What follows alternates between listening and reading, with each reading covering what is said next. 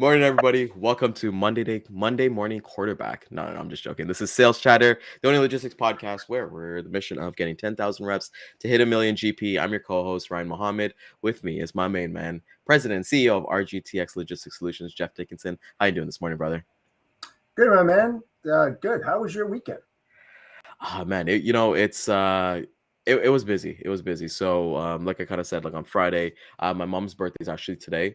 But we had the celebrations on Saturday at our temple and stuff like that. Very nice. So even getting to that was an amazing festivity. Got to see a lot of people that I haven't seen in a long time. A lot of people came and supported my mom and showed her love and support. Awesome. So we're just kind of reeling from that.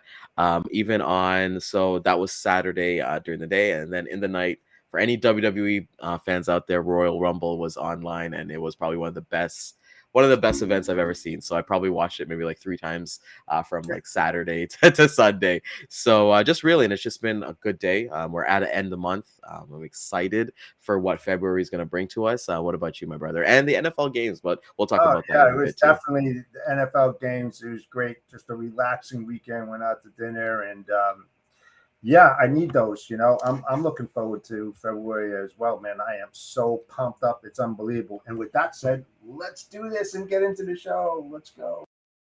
To the HPLS podcast. Live, relevant, and high performance information, conversations, and education weekly.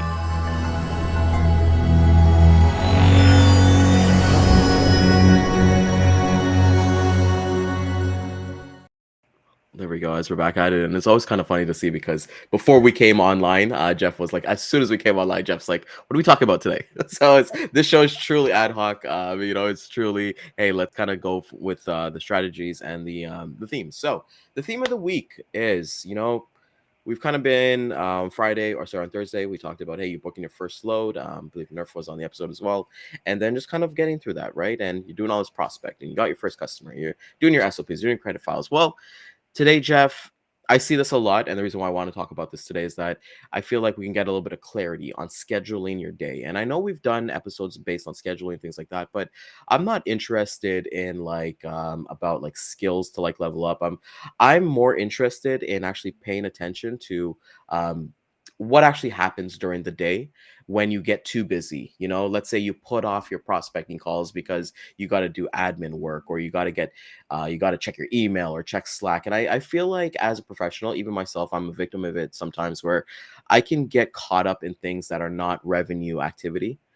Things like, hey, let me go through my email. Let me analyze this so much more. Oh, I got to talk to accounting about invoicing, and understanding that, hey, I've got, like Jeb Blunt said when he was on with us, like, you got to protect your golden hours, because let's say you've got like 4 or 5 shippers on your belt right now. You're just getting into the process and you're going through there.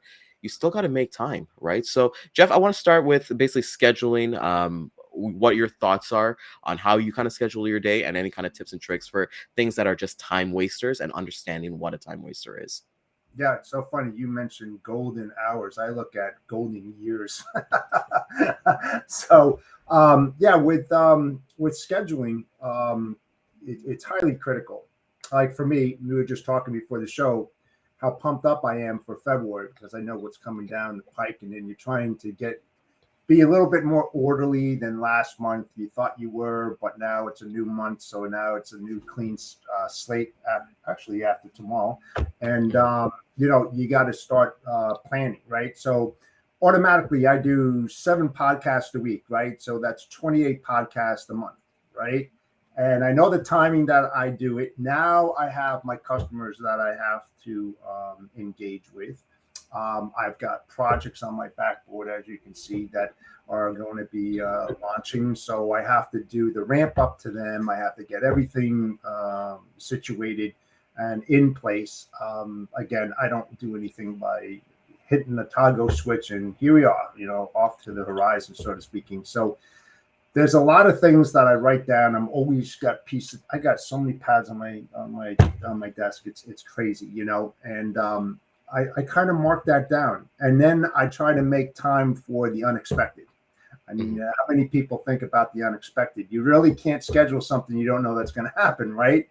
Yep. So it's that juggling thing. You think you have everything that's in order, and then all of a sudden you get this call, like I had this morning, and you start thinking about different things automatically. Your train of thought goes off into a different direction when it should be over here. And those are the type of things that happen in logistics. So planning is everything. It's everything. And I want to, just so everyone's kind of watching, and good morning, everybody who's watching this morning with us, and then back on the replay. I want to stress that where the mindset that we're talking about today is like the cradle to the grave reps, because like if you're in a situation like myself where we're sales, it's two completely different beasts. And one thing when I was cradle to the grave, Jeff, was that it was those unexpected, right? Like, hey, you're gonna call from your shipper, you're getting a call from your carrier, you've already done your checking calls, and I'll break down how my days kind of used to look like when I was in cradle to the grave. I get in, and I don't know about any other companies that do this, but we used to print the rate confirmations that we've had, and then we literally put them like under stacks of each other. So I would come into the office and I probably got about 20 to 25 rate confirmations, and you just kind of like color coded by the date, right? So if it's for today, you're doing those carrier check calls, first thing you get in the morning, hey, where you're at, all those things, advise that to the customer. And then you're kind of like, okay, well, some quotes are going to start rolling in at, let's say 9 o'clock, 9:30 or so. And then those things kind of come up and you're kind of working on those. And then you blink and it's like it's lunchtime already, right? And it's like, oh my God, like what am I gonna do? And what am I gonna be prospecting? So I think for me, like the most customers I'm a firm believer, and I'd love to get your opinion, Jeff, is when it comes to a customer base, I'm not the type to have more than I would say 15 or 20 when I have my true core base. But if I'm fishing at the beginning and making those calls and things like that, I'm trying to go from there. But that's where you kind of be niche driven and kind of go from there. But I think like when it comes to what gets put off the most, right? When you're busy in your day, what is something that you think that gets put off, Jeff? It's funny. You talk about your scheduling, and I'll just show these two things. You can't really see it. It says inbound shipments and outbound shipments. It's so funny. I'm orderly like that as well, and you're gonna laugh on this, and then people will be like, "What?" I put off cold calling. I really do, because I don't really cold call. So it's not an important thing to me because I have a different avenue in which I go and pursue compared to others. That's what kind of makes me a little bit different. But my pipeline is completely filled. So what I'm doing is I'm engaging in those type of activities and talking to my partners. Again, like I said, looking at my inbound, looking at my outbound, what's in the plate, then the unexpected again, and then just looking at everything. It's like our schedule: 9 to 9:30 Monday through Friday, and 9 to 10 on Wednesday, and then I have one on Thursday at 4:30, and another one at 1 o'clock on Friday. And now everything in between. It's that thing that you kind of put down on a piece of paper or whatever, or in your calendar, so that time is chiseled out. And then there's LinkedIn time, and there's Facebook time, and then there's TikTok time, and there's all this other kind of stuff that you're trying to be engaging, right? Because that's what we're in business to engage. So those are the type of things that I do, yeah. From there. And for me, just coming back to to-do lists, and this is like scheduling like a high performer, I'm a big believer, and I think everybody should be doing a to-do list every single day. And my to-do lists look exactly the same, except that on the bottom of it I put notes, and I write 2 or 3 good things that happened on that day. And I started this weird thing: I'll keep my to-do list and I put them like in a jar. So like at the end of the year, I'll pull them out, like let's say if I'm having a rough day or something like that. But I think when you're kind of, and we're given the mindset of somebody kind of getting into the industry first, it should be really sales focused. That's what I truly believe, at least. It's 100%, because you can't really go referral based if you don't really have customers, right? Like how you gonna get a referral from there? And actually David kind of brings here, it's like, I love that. It's so true, because that's what happens. Sales focus at the beginning and then moves to operational as you build that customer base. Because, there's been so many times that I've been at lunch. I was like, okay, cool. I'm going to take an hour, go to McDonald's, grab some lunch. I haven't even hit the drive-through yet. Phone's blasted, right? And it's like, okay, I got to get back in the office. I got to go print this load confirmation. I got to go do these things, right? And I think, I love that you have those 2 folders, Jeff, because at the end of the day, you're staying organized. Nobody wants, if you have chaos around you, it's not going to work. It's just not feasible. So for some people it can work, because I used to write down notes in a binder, and nobody can understand my notes except for me. I'd be writing like parallel, all diagonal, all those things, and I'm like, hey, I can go back here and find it. But when it comes to like you said, sales activity is really, really important, I think, for people coming in brand new. For operational, right? um how, like you said, you have 7 podcasts in a week. Do you schedule like your customer calls at all, or you kind of like go on the fly just to kind of like check in with them, just kind of shoot the shit like how we kind of are right now? Yeah, and the thing well, it's good for me, maybe not for others, but I do dedicated stuff. So all my stuff works like clockwork. I've got it set up that way so I can spend time on other things because it's that thing with transactional. Like when you're getting into the business and stuff, it's like, okay, do I want to be a transactional broker or do I want to be a dedicated one, right? And so you're going to pick and choose, what you're going to drink. The more complex, the better off for me. The less complex, not really that. So you look into that and you try to figure that out. And I don't have to make many customer calls. Like I have a customer that's been with me for 4 years, and I may have spoken to her maybe 20 times in those 4 years, maybe if less. And it's only when something comes up. So Like, wouldn't you, I don't know, just my person, and we're talking here, I'm just like, I would consider that transactional. No, I would say that relationship is transactional if you're only talking 5 times a year. oh Can no, you elaborate?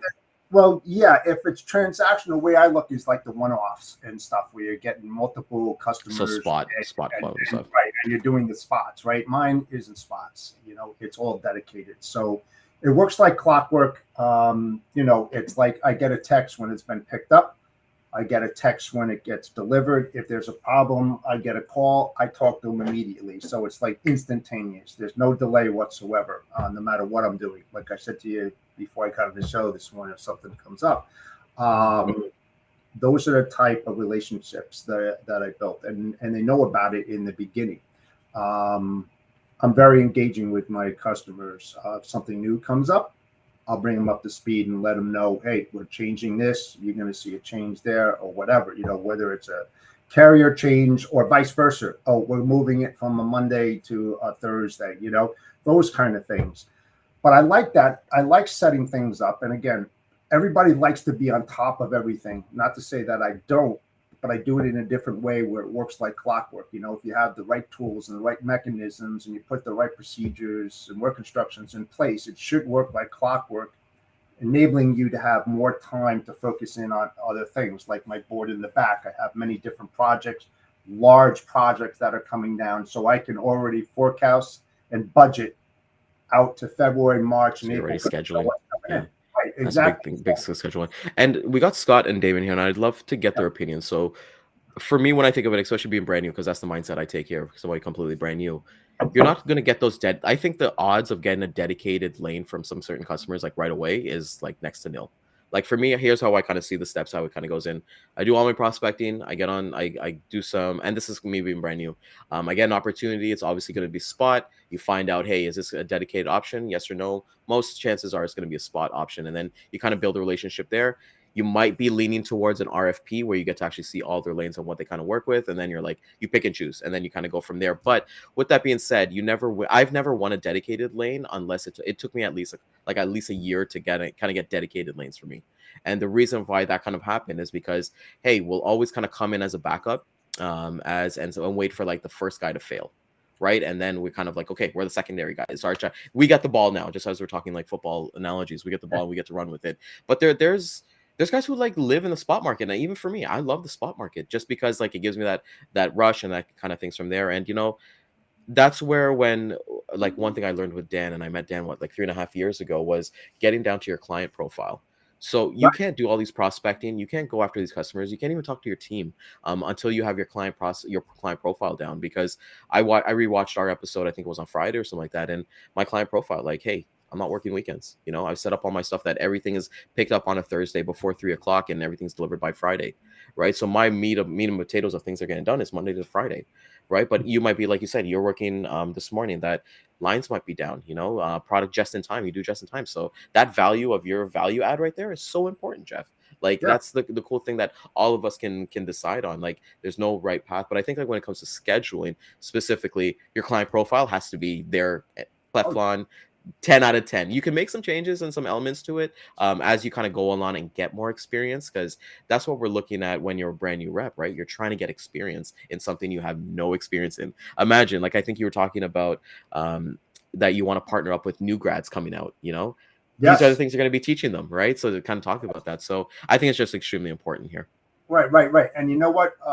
When you talk to these new kids that are coming out, you know, just graduated, they're in the exploratory part of their life. So am I. I'm Mhm. exploring them and asking questions in order for them to open up, to have them think of the different things that they may not have been taught or thought of while they were in college, right? So a team of us, you know, based upon what their likes are or dislikes, or we just try to open up the horizons, because there's so many different parts in the logistics and supply chain that you can get literally lost, you know. And when you're in college and you do the case studies, they go from A to Z and all the different things in between. And sometimes it's not forced. I wouldn't say that it's forced, but they're on a schedule, right? That's what college is. They have, you know, lesson one, lesson two, and you're pushed through everything like that. So you only gather, there's certain kind of things that you need to learn in order to pass to graduate, right? But Yeah. now you're looking at the street, you know, street smarts and being in the trenches and doing all that. So now you're adding that to the case studies and what they've learned over the years. We help direct them in there, and it's like almost like it's a pre-interview. Let's put it this way, right? We get them prepared so that when they do have their interview, they'll know the type of questions to ask, and they won't like kind of be shy or more introverted. They'll be more extroverted because we're preparing them for that, for their time when it comes up. So you know, that's like the kind of legacy that we're trying to give these kids, you know, women and men, and even, yeah, look, let's face it, there's some in that are already been in the field for maybe 5, 10 years, and they want to change and they want to go into something different. So you know, that's what we're all about on that. Yeah, it's awesome to kind of say that, because I love that you say that, because for me, I've always seen, and this is just my personal experience, I've seen like new grads come in and they're more willing to like make those calls, and like they have no fear essentially, as No, opposed to somebody who gets like analysis paralysis, you know, like where they're just so busy, they got the phone, they're like, oh my God, I is this the right phone number? I'm gonna get a gatekeeper. I find like somebody who comes in brand new to the industry and like they have nothing to lose. Those guys are usually more, you guys and girls are more successful, because okay, they told me to F off. Okay, let me get to the next call, rather than kind of holding that in. And I think, especially when you're a new person, I know that Damon and Scott, they would have this built into their schedules as well for their teams, is that hey, if you're not so good at like emailing or like cold calls, put in some time to learn about it, to like upgrade your skills as you're kind of going along. Because for me, I wasn't given any kind of training. I didn't know anything about logistics. I was just given, hey, a lead list, make a call, tell them who we are, and send them an intro package. That was essentially was my training, right? And it worked. It worked, right? It got me from there. And I like what Scott here, because that's what I was kind of saying. Like the usual step process that I see with reps is that for myself is like they come in, they get a spot opportunity that gets that instant gratification, because like, oh my God, somebody actually replied, somebody actually wants to do it regardless, right? Like Scott used to do like pre-treated leather before, and like I know for me on my end, Jeff, I don't know if you're there, but like steel or like lumber, even though now I know I would never touch that stuff because there's no money in it for me at least, but those to see those were like, oh my God, I got an email outside of like my boss or like HR, or like there's actual emails in my inbox, right? So yeah. you're able to kind of have that and kind of build out your client profile. Jeff, like you always guys say, you don't make sales calls, but come back to a new guy here. What are some skills that you find, especially if you're going to train like a new sales rep? What are some skills that people do need to level up in? Well, one thing, you can't be an introvert in this business, that's for sure. So you know, learning as much as you can. I mean, um, that's, again, going back to what we're offering for free with the new grads and stuff like this. It's kind of helping them out to get more of a direction on which way they want to go. What do they want to go? Do they want to go into the lumber business? Do they want to go into CPG? Do they want to go into chemicals?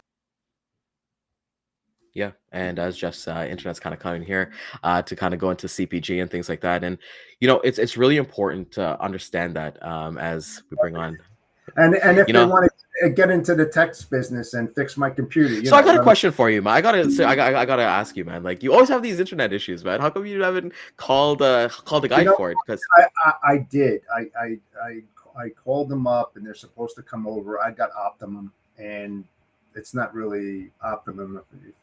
I mean, look how many times it pops off of it. It's just unbelievable. I mean, I have these 4 screens, not to get off the subject, but you asked, and I literally shut down and tried to just go into this.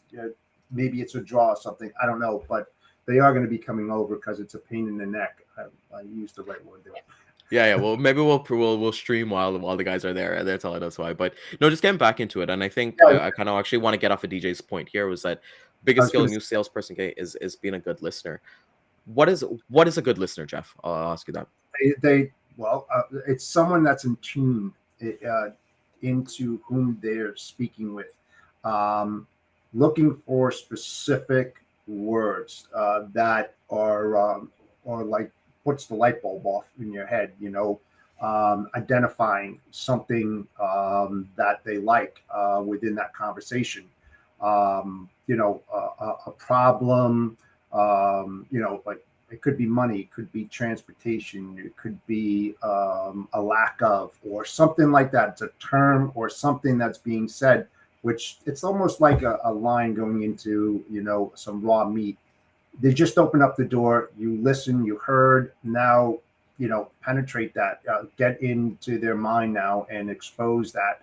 It takes time. It doesn't happen just like that. Now, I don't make a lot of calls, but the same thing happens when you're face to face and you're sitting down with this customer and you're engaging. You're listening, you're prompting, right, a question, and you're listening to their answer, and you're not interruptive or anything like that, and you're trying to pick out certain things within the conversation. That's a door opener. That's what a good listener is. A good listener is, and this is my daily Toastmasters plug, but if you want to get better at listening and communicating, hit up your local Toastmasters club. But a part of my career, Jeff, I did quality. Like, I would listen. So I worked in a call center.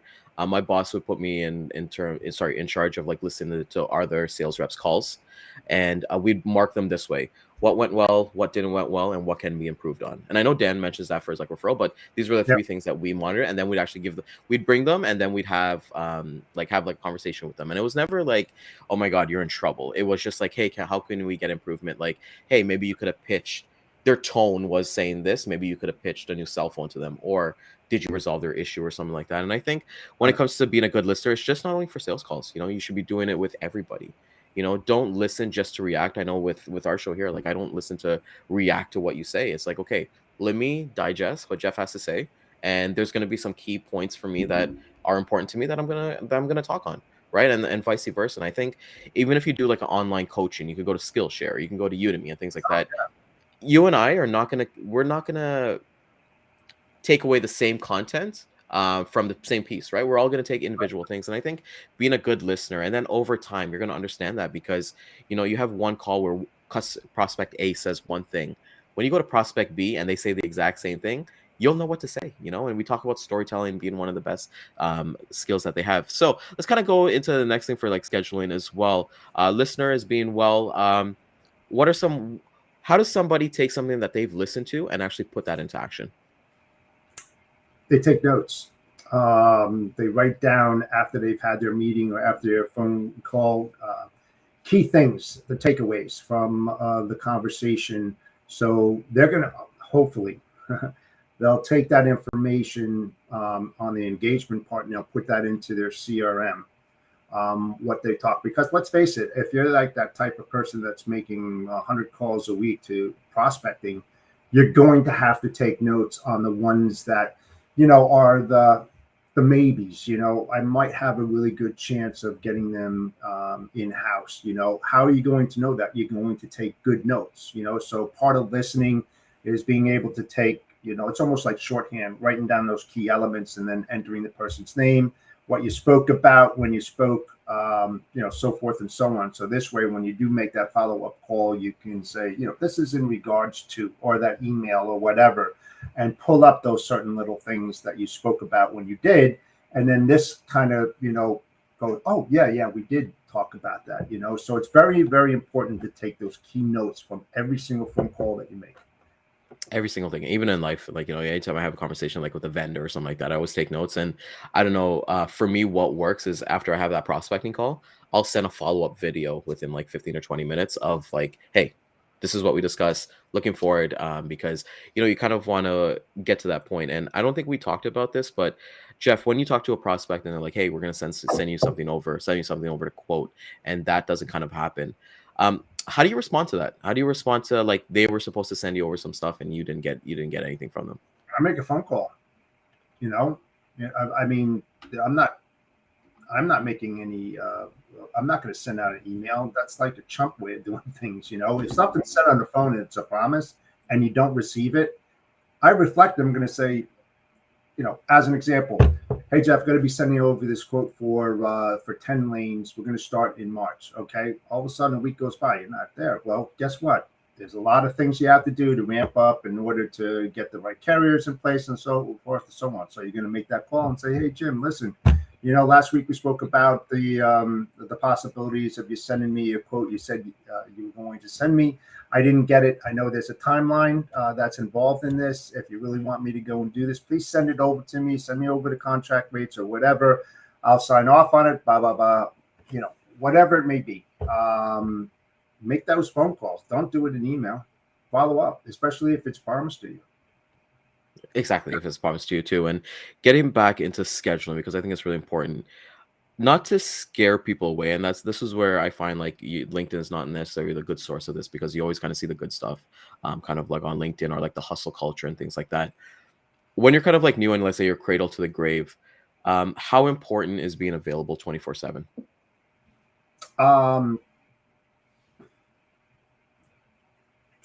Well, let's put it this way. If you're going to be a 24/7 guy and you start off as a 24/7 guy, that's the rest of your life. I mean, because you're embedding that. You're telling people you are available. So don't overpromise and underdeliver when you're talking to a prospect.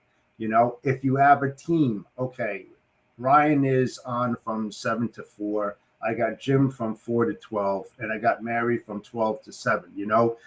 Let them know that right off the bat. Don't say that you're the key person that there's always going to be communicating. And of course, I mean, I've worked in those situations where we rotated, and it wasn't always Mary taking the graveyard shift, because we got everybody into that so they'd have cross training and understand certain things that happen throughout the whole day, the 24 hours of the day, right?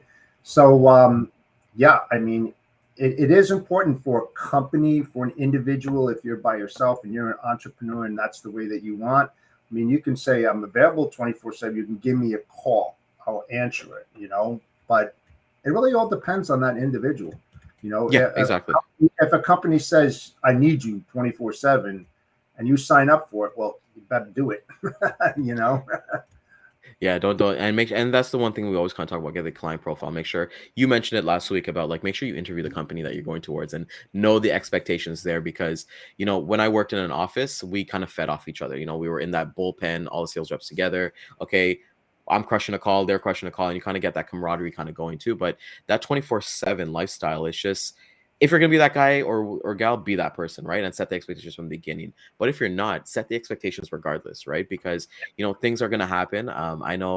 I feel like it's tradition in logistics, once you get your first couple loads, that some of them are gonna go completely wrong. Knock on wood, but like I've had my first set of shipments just go completely wrong, right? And how you kind of bounce back from that, because I think it's important. I like what you said about, hey, leave your communication for cell phone, like start calling them. If anything kind of goes wrong, just have that onus, because nobody wants to read from an email, but it might work for some people, right? It just, customers Sure. might say, hey, only reach me by email. yeah, it's all subjective, right? That's what we got to talk about. Last question here as we kind of wrap up the show, because we're talking about scheduling like a high performer. What is something that you do now in your scheduled days? Well, not completely 100% scheduled days, that you wish that you did in your first year when you made that $9,000 profit? Just be on, I wouldn't say on top of what I'm doing, but creating those partnerships and stuff. I mean, I've always been the scheduler. I mean, that's just me. I'm anal retentive. Let's put it this way. I really am. I've always done my career that the devil's in the details, and the more details that you have, the overall results will be there if you know how to read the data and create all these things. So yeah, I mean, it's that's I wish I did more partnerships in the beginning. I mean, I can't go into it in great detail, but I messed up, man, big time. I'm not a sales guy. I say it all the time, right? And in the beginning, you know, what you said earlier about you go for the spots and stuff like that.